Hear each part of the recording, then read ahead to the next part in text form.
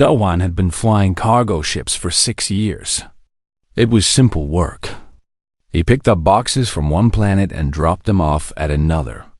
No excitement, no danger, just quiet days alone in space with his old freighter, the Silver Crane. He liked it that way. No boss looking over his shoulder, no coworkers to deal with. Just him, his ship, and the stars.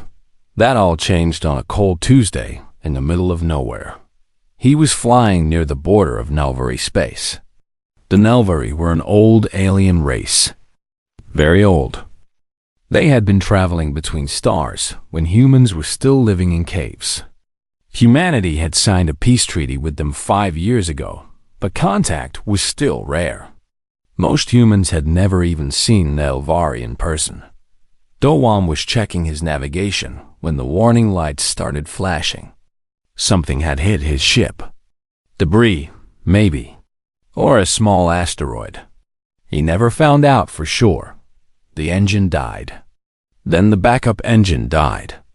The Silver Crane started falling toward a frozen moon below. Do-hwan fought with the controls. He tried everything he knew, but the ship was too damaged. All he could do was aim for a flat area and hope for the best. The crash was bad. The ship hit the ice hard and slid for almost a kilometer before stopping against a ridge of frozen rock. Do-hwan was thrown from his seat. His head hit something. Everything went black dot when he woke up. He was cold. Very cold. He checked himself first. Nothing broken, but his head hurt and there was blood on his face. He could walk. That was good. The ship was not so lucky. The hull was cracked in 3 places. The engine room was completely destroyed. Communications were dead. Life support was running on emergency power only. Do-hwan sat in the pilot's seat and tried not to panic. He was stuck on an unknown moon with no way to call for help. His emergency beacon was broken. Even if someone came looking for him, they would not know where to search. He checked his supplies. Food for maybe 2 weeks if he was careful.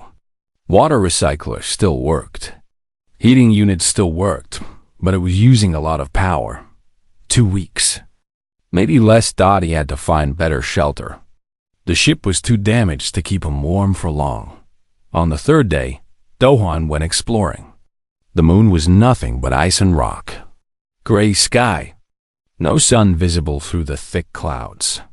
The cold cut through his suit like knives. He found a network of caves about 2 kilometers from his crash site. They went deep into the rock.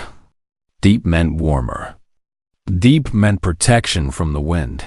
He was checking the caves when he heard something. A small sound. Like a frightened animal. Do-hwan moved carefully. He had no weapon except a metal pipe he had taken from the ship. Whatever was making that sound, he wanted to see it before it saw him. He turned a corner and stopped. There were 4 of them. Small creatures huddled together in the darkness. They had pale purple skin and large dark eyes. Their limbs were thin and long, wrapped around each other for warmth. Children. They were clearly children, and they were Nalvari. Do-hwan recognized them from the images he had seen during the peace treaty broadcasts. The Nalvari were tall and elegant as adults, but these were young ones, very young, and very scared. The smallest one saw him first. She made a hissing sound and bared tiny sharp teeth. The others pressed back against the cave wall, trembling. Do-hwan did not move. He looked past them, deeper into the cave. He saw it then. An escape pod. Nalvari design. Crashed and broken, and 2 adult bodies. Frozen solid. His heart sank. These children had been here for days. Maybe longer. Their caretakers were dead. They had been alone in this frozen cave with no food, no help, and no hope. How are they even still alive? Do-hwan looked at them again. The smallest one was still hissing, but it was a weak sound. She was trying to protect the others, but she had no strength left. He thought about what he should do. The smart thing was to walk away.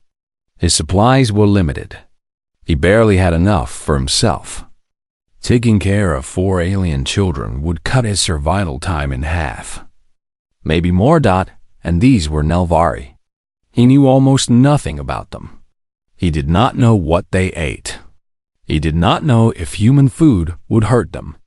He did not even know if they could understand him. The smart thing was to walk away and focus on his own survival. Do-hwan reached into his pocket and pulled out a ration bar. He broke it into 4 pieces and placed them on the ground between himself and the children. Then he sat down slowly and waited. The smallest one watched him with suspicion. Her dark eyes never left his face. The others were too scared to even look at him directly. Minutes passed. Nobody moved. Then one of the bigger children made a soft sound. Hunger. Do-hwan recognized hunger in any language. The smallest one looked back at her siblings. Something passed between them. Some silent communication that Do-hwan could not understand. Slowly, carefully, the smallest one crept forward. She grabbed 1 piece of the ration bar and retreated quickly. She sniffed it, tasted it, then she ate it in 3 quick bites. The others came forward after that. They took the remaining pieces and ate just as fast. When the food was gone, they all looked at Do-hwan. He did not know what they expected. He did not know if they understood that he was trying to help. But he knew one thing for certain. He was not going to leave them here to die. Do-hwan reached into his pocket again. He had more ration bars. Not many, but enough. He broke another bar into pieces and held them out. The smallest one hissed at him again. But this time, it sounded less like a threat and more like a question. Do-hwan smiled at her. "It is okay," he said softly. "I am not going to hurt you." She did not understand his words, but maybe she understood his voice, or his face, or something else entirely. She came forward and took the food from his hand. That was the beginning. The first few days were difficult. The children did not trust Do-hwan. They watched him like small animals ready to run at any moment. Every time he moved too fast or made a loud sound, they would press together and hiss. The smallest one was the bravest. Do-hwan started calling her little hiss in his mind because she hissed more than the others. She was always the first to take food from him. She was also the first to growl at him when he got too close. He learned their limits slowly. 2 meters was okay. 1 meter made them nervous. Anything closer than that, and little hiss would bare her teeth. So Do-hwan kept his distance. He brought them food. He brought them water.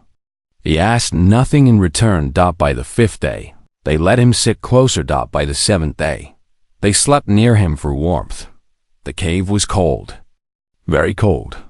Do-hwan had a thermal blanket from the ship, but it was not enough for all of them. He thought about building a fire, but he was worried about the smoke. Smoke could attract predators.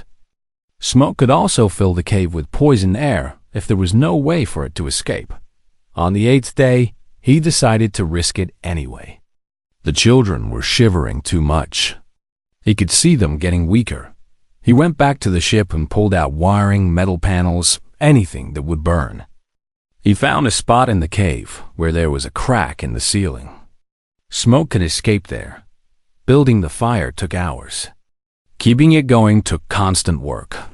But when the flames finally caught and the warmth spread through the cave, the children crept closer. Little hiss sat right next to the fire. Her dark eyes reflected the orange glow. For the first time since he found them, she did not look scared. She looked almost peaceful. That night, the children slept in a pile near the fire. Do-hwan stayed awake and watched the flames. He thought about his situation. His food was running out faster than expected. He was giving most of it to the children. They needed it more than he did. They were young and weak and had been starving before he found them. He calculated the days in his head. Maybe 1 more week. Maybe less. Nobody was coming for him. He had accepted that. But maybe someone was looking for these children. The Nelvari were protective of their young. Everyone knew that. If these children were missing, surely someone would search for them. He just had to keep them alive until then. On the 9th day, everything changed. Do-hwan had gone deeper into the cave system to look for water. Ice could be melted, but he needed to find a source that was clean and safe. He was alone when he heard the sound. Something moving. Something big. He pressed himself against the cave wall and held his breath. His hand gripped the metal pipe he always carried. The creature came around the corner slowly. It was pale white, almost the same color as the ice. 6 legs, long body, a head that split into 4 sections when it opened its mouth. Teeth everywhere. Do-hwan had never seen anything like it. But he recognized a predator when he saw one. The creature had not noticed him yet. It was sniffing the air, following a scent. Then Do-hwan realized what scent it was following. The children. The creature turned and started moving toward the main cave. Toward the fire. Toward the 4 small Nelvari who had no way to defend themselves. Do-hwan did not think. He just moved. He grabbed a rock and threw it at the creature. It bounced off the thing's side and clattered against the wall. The creature spun around. All 4 sections of its mouth opened wide. It made a sound like tearing metal. Then it charged. Do-hwan ran. Not away from the creature, but alongside it, trying to lead it away from the children. He screamed and waved his arms, making himself the bigger target.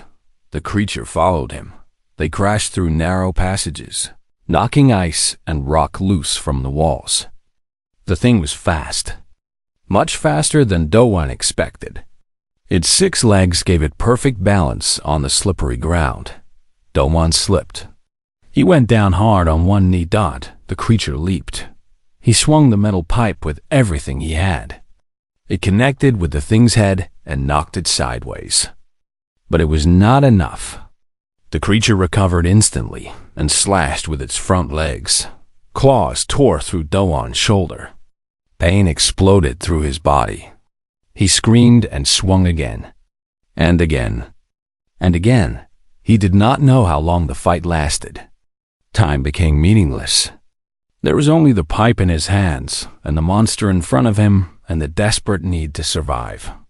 Finally, the creature stopped moving. Do-hwan stood over it, breathing hard. Blood dripped from his shoulder, his arm, his side. He could not feel his left hand anymore. His vision was going dark at the edges. He stumbled back toward the main cave. He had to check on the children. He had to make sure they were safe. They were huddled by the fire, trembling and crying. When they saw him covered in blood, they screamed. Little Hiss ran toward him. Do-hwan collapsed before she reached him.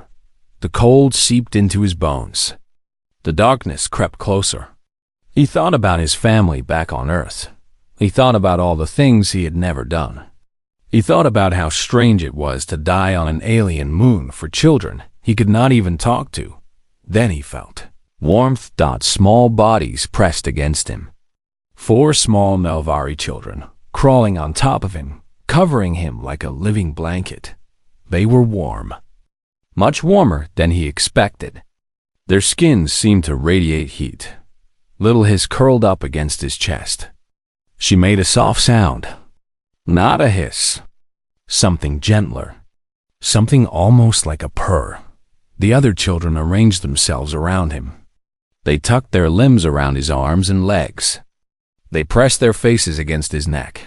They were keeping him warm. They were saving him. Do-hwan wanted to thank them. But the darkness was too strong.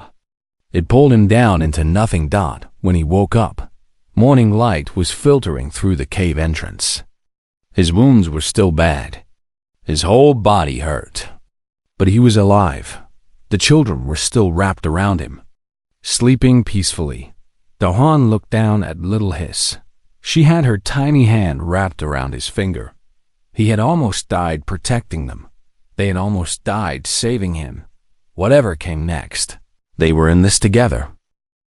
5 more days passed. Dawan's wounds were healing, but slowly. He had used the medical supplies from the ship to clean and bandage himself, but there was only so much he could do. His shoulder still hurt when he moved it. His ribs ached when he breathed too deep, but he was alive. And the children were alive. That was what mattered. Something had changed between them. Before the attack, the children had tolerated him. Now they stayed close to him at all times. They followed him when he gathered ice for water. They sat beside him when he ate. They slept pressed against his body every night. Little Hiss had changed the most. She no longer hissed at him. She still watched him with those big dark eyes, but now there was something different in her gaze. Trust, maybe. Or something deeper. She started holding his hand. When they walked through the caves, Dohwan did not know if this was normal Nelvari behavior. He did not know if she saw him as a friend or a parent or something else entirely. But he found himself squeezing her small hand back every time. The food was almost gone. 3 days left, maybe 4, if he did not eat at all and gave everything to the children. His body was weak from blood loss and hunger. He could feel himself getting slower every day. On the 14th day since his crash, he made a decision. If help did not come soon, he would walk to the nearest high point and build a signal fire. It was a risk. The smoke could attract more predators. But waiting in the cave was no longer an option. He was preparing to leave when Little Hiss grabbed his arm and pulled him toward the cave entrance. She was making excited sounds. The other children were doing the same. Dowan looked up at the sky. Ships, 7 of them, descending through the gray clouds like silver arrows. His heart pounded. Help was finally here. Then he looked at the ships more carefully. The design. The markings .Nelvari.relief and fear hit him at the same time. The children would be saved. That was good. But the Nelvari were famous for their protectiveness over their young. If they thought he had done anything wrong, anything at all, they would kill him without hesitation. He had heard stories. A human trader who had accidentally frightened a Nelvari child. A colonial governor who had delayed medical supplies for a Nelvari settlement. The Nelvari did not forgive. They did not forget. Dowan looked down at his bloody clothes. He looked at the children clinging to him. He tried to imagine what this scene would look like to a Nelvari soldier. Not good. It would not look good at all. The ships landed about 500 meters from the cave entrance. Soldiers poured out immediately. They moved in perfect formation, weapons ready, scanning for threats. Dowan walked out of the cave slowly. He kept his hands raised high above his head. The children followed him, still holding on to his legs and arms. The soldiers saw him. Weapons pointed directly at his chest. He stopped walking. He did not move. He barely breathed. A figure emerged from the largest ship, tall, elegant, silver-white, skin that seemed to glow in the pale light, dark eyes that contained no warmth. She wore armor covered in symbols. Dowan did not know what they meant, but he could recognize rank when he saw it. This was not just a soldier. This was someone important. She walked toward him. Every step was measured and deliberate. The soldiers parted to let her through. She stopped 3 meters away and studied him. Her gaze moved over his wounds, his torn clothes, the blood on his face. Then she looked at the children. Something flickered in her dark eyes.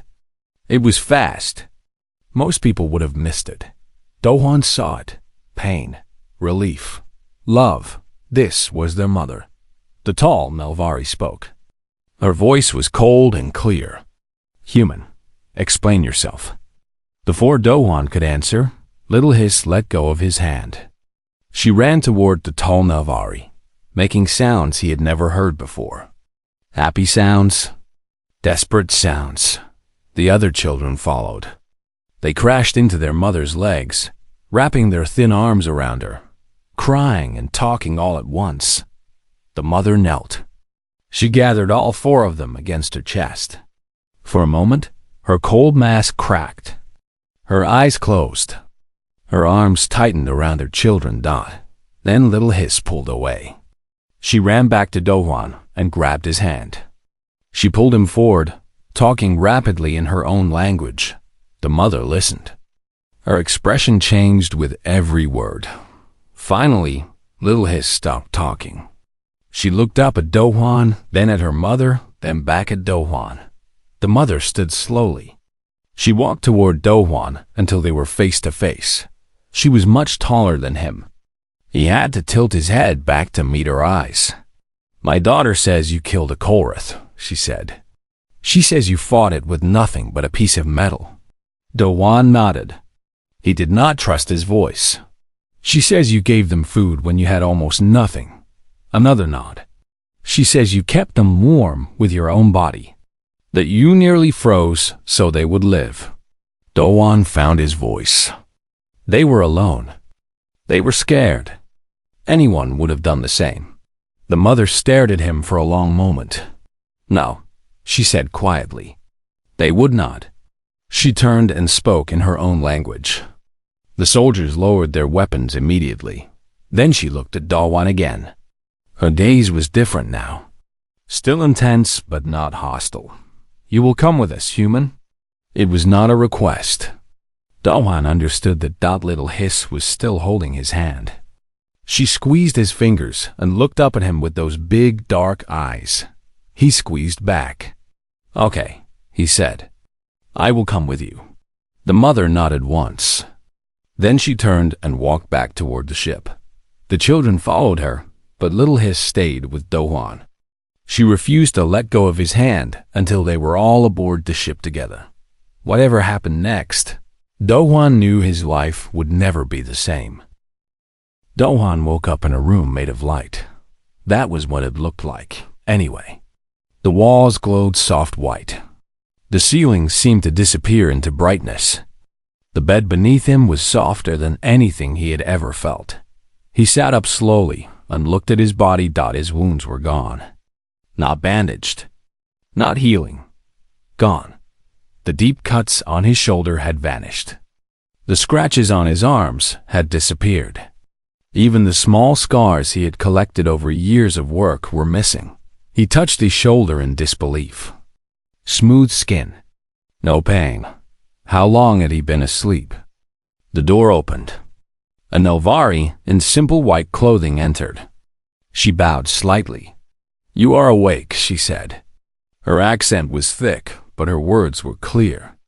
"The commander wishes to see you." Do-hwan did not ask questions. He followed the attendant through hallways that hummed with strange energy. Everything looked advanced, beautiful, alien.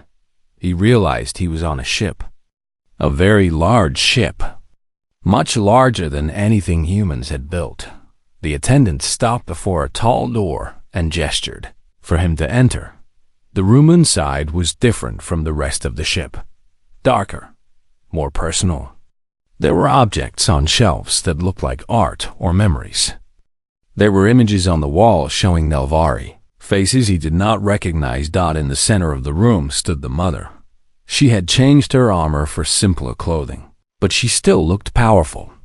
Her silver-white skin seemed to absorb the soft light. Her dark eyes fixed on Do-hwan as he entered. "Sit," she said, pointing to a chair. Do-hwan sat. "My name is Vellani," she said. "I am Supreme Commander of the Nelvari Second Fleet. The children you saved are mine. All 4 of them." Do-hwan nodded. He had guessed as much. "Their escort ship was attacked by pirates 2 weeks ago," Vellani continued. "My children escaped in a pod with 2 guards. The guards died during the crash. My children survived alone on that moon until you found them." She paused. Her jaw tightened. "We searched for 11 days. 11 days of not knowing if they were alive or dead. 11 days of imagining the worst." She looked directly into his eyes. "And then we found them healthy and safe, because a human cargo pilot decided to give away his food and fight. Predators for children who were not his own. Do-hwan did not know what to say. I just did what seemed right. What seemed right? Vellani repeated. You nearly died. Several times, according to your medical scans. Your body was shutting down from blood loss and hunger. You were days away from death. She stepped closer. And still, you gave them everything. She knelt in front of him. Do-hwan blinked in surprise. The most powerful person he had ever met was kneeling before him. What are you doing? He asked. Among my people, there is a sacred tradition, Vellani said. It is older than our space travel, older than our written history. It is called the Mother's Debt. She reached out and took his hands in hers. Her grip was firm but gentle. When someone protects a mother's children at great cost to themselves, that person becomes the mother's eternal responsibility. Not as a servant, not as a possession, but as family, as someone worthy of protection and care for the rest of their life. Do-hwan's mind raced. I do not understand. You saved my children, Do-hwan of Earth. You bled for them. You starved for them. You almost died for them. And you expected nothing in return. Vellani's dark eyes burned with intensity. In the eyes of my people, you are now the most honorable kind of person. And I owe you a debt that can never be fully repaid. But I was just doing what anyone would do. No, Vellani shook her head. We have studied many species. We have seen how they treat the young of others. Most would have left my children to die. Some would have used them as bargaining tools. A few would have done worse things that I will not speak of. Her voice softened. But you treated them as your own. You protected them as a parent protects their children. She stood up but did not release his hands. From this day forward, you are my responsibility, Do-hwan. Where you go, my protection follows. What you need, I provide. Anyone who threatens you threatens me. Anyone who harms you will face the full wrath of my fleet. Do-hwan stared at her. That is a lot. Yes. I was just a cargo pilot. I am nobody important. You are important now. Can I refuse this? No. Do-hwan laughed. He could not help it. The situation was so strange, so completely unexpected, that laughter was the only response that made sense. Vellani tilted her head. You find this amusing? I find this confusing, Do-hwan admitted. A few weeks ago, I was flying boxes between planets. Now you are telling me that I have the protection of a Nulvari fleet commander for the rest of my life. That is correct, and there is nothing I can do about it. Also correct.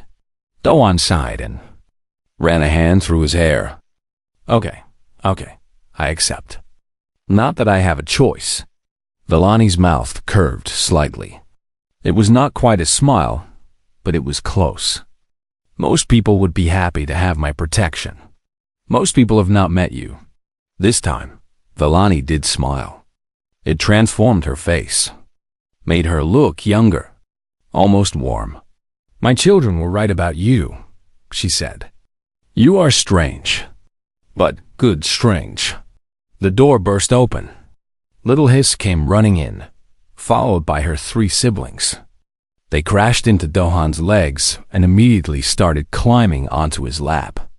They missed you, Vellani said unnecessarily. Little Hiss wrapped her arms around Do-hwan's neck and made a happy sound. Do-hwan looked at Vellani over the heads of 4 alien children who were treating him like a climbing frame. This is my life now, is it not? Vellani nodded. Yes, it is. Do-hwan sighed again. But he was smiling too. Maybe this would not be so bad after all. 6 months passed faster than Do-hwan expected. He had imagined that Vellani's protection would be distant. Money in his account. Guards outside his door. Formal and cold. He was very wrong. Vellani took her responsibility personally.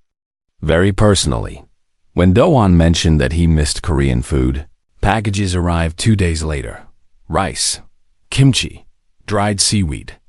Everything he could possibly want, shipped from across 3 star systems.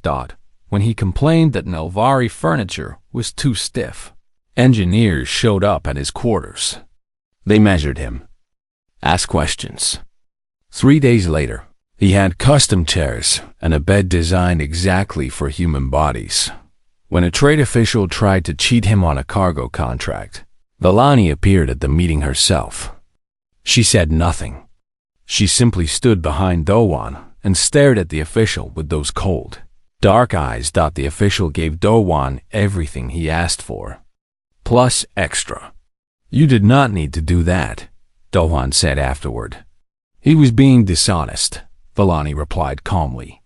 "I do not tolerate dishonesty toward those under my protection. You scared him half to death. Good. He will remember."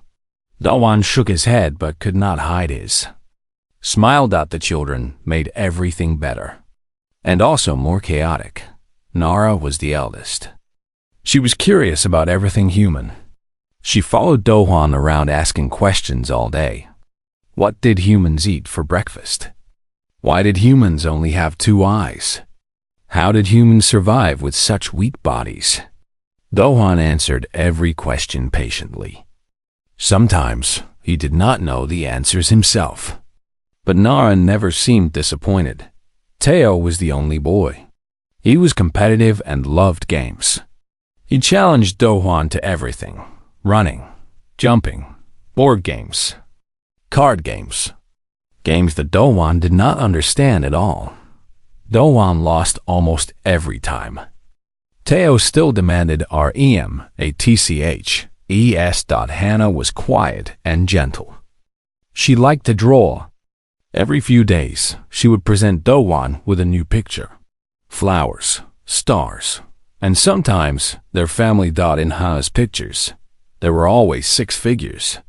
4 children. 1 tall Melvari woman, and 1 human man. Dowan kept every single drawing. And then there was Bora. Little Hiss. She refused to be separated from him. She held his hand wherever they went. She sat next to him at every meal. She climbed into his lap during meetings, during conversations, during everything. Vellani had explained that Bora was the youngest. She had been the most scared during their time on the moon. She had formed the strongest bond with Dowan because he was the one who had given her safety when everything else was terrifying. "She sees you as family," Vellani had said. "Not just a protector. Family." Dowan had not known what to say to that. 6 months. He had been living among the Nelvari for 6 months. He had learned their language. He had learned their customs. He had eaten their food and slept in their ships and attended their ceremonies. And somewhere along the way, he had stopped feeling like an outsider.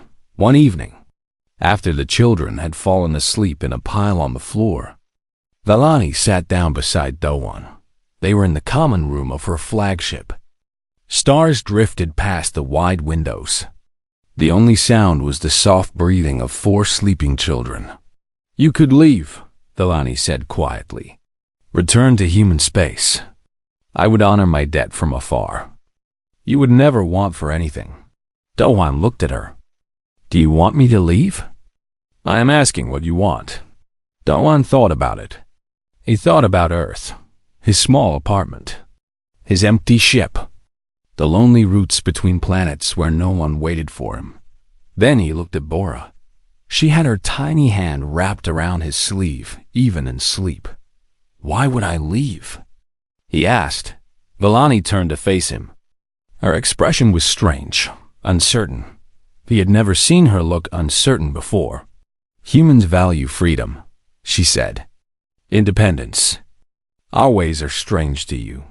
Your ways gave me a family," Dowan said simply. "Before this, I had nothing. No one.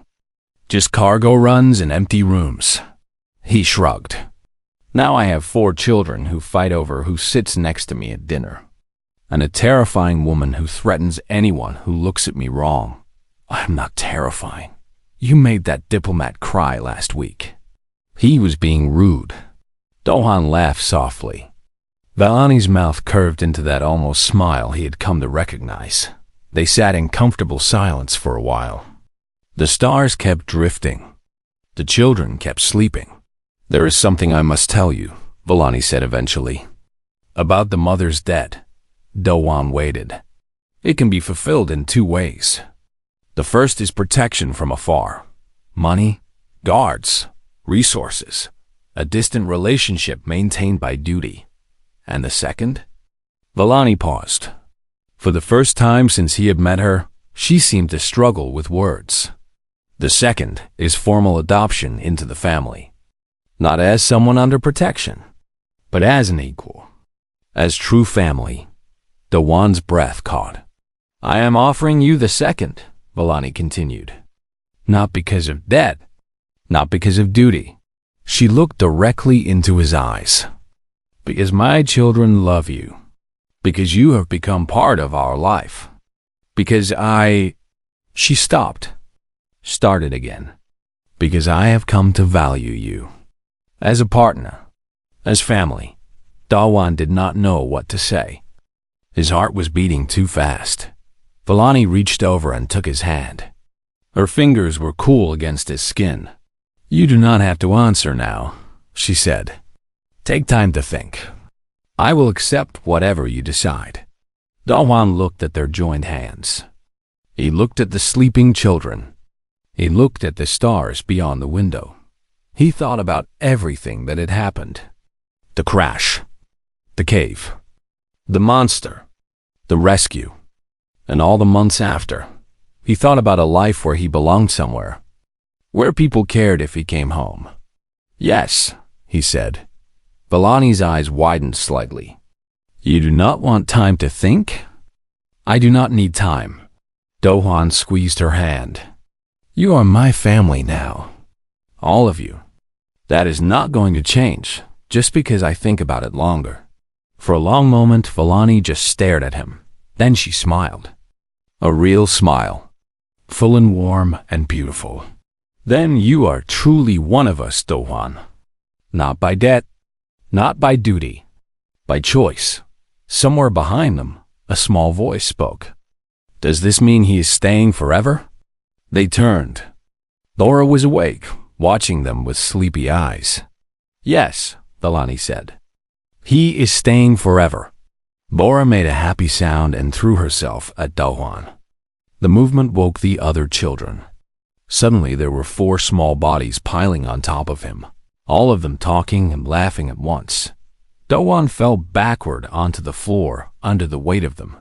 Vellani watched from above. Her smile had not faded. Welcome to the family, she said. Do-hwan laughed as Bora squished his face between her small hands.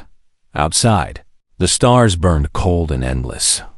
But inside, everything was warm.